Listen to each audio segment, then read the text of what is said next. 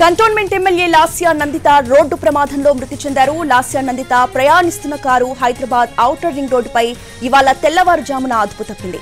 సదాశివపేట నుంచి కంటోన్మెంట్ కి వస్తుండగా పటాన్ చెరువు దాటిన తర్వాత సుల్తాన్పూర్ సమీపంలోని ఔటర్ రింగ్ రోడ్డుపై XL6 కారు అదుపు తప్పింది.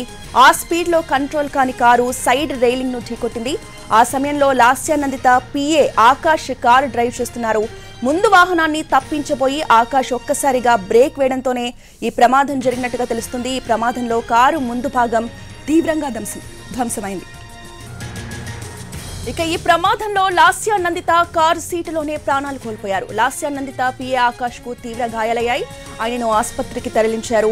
మితిమీరిన వేగం, నిద్రమత్తులో ఉండడమే కారు ప్రమాదానికి కారణంగా భావిస్తున్నారు పోలీసులు. ఈ తెల్లవారుజామున ఈ ప్రమాదం జరిగింది. రోడ్డు పక్కన వెళ్లే వాహనదారులు గుర్తించి పోలీసులు అంబులెన్స్ కి సమాచారం అందించారు. 5 నిమిషాల్లోనే ప్రమాద స్థలికి చేరుకున్న పోలీసులు మృతురాల్ని ఎమ్మెల్యే లాస్యా నందితగా గుర్తించారు. ఇక లాస్యా నందిత సీట్ బెల్ట్ పెట్టుకోకపోవడంతో స్పాట్ లోనే ప్రాణాలు కోల్పోయారు. లాస్యా నందిత మృతదేహాన్ని పటాన్ చెరువు అమేధ ఆసుపత్రికి తరలించారు. ఇక బీఆర్ఎస్ ఎమ్మెల్యే లాస్యా నందిత మృతితో ఆ పార్టీ అగ్రనేతలు కేసీఆర్, కేటీఆర్ దిగ్భ్రాంతిని వ్యక్తం చేశారు. లాస్యా నందిత అకాల మరణం బాధాకరమంటూ విచారాన్ని వ్యక్తం చేశారు మాజీ సీఎం కేసీఆర్.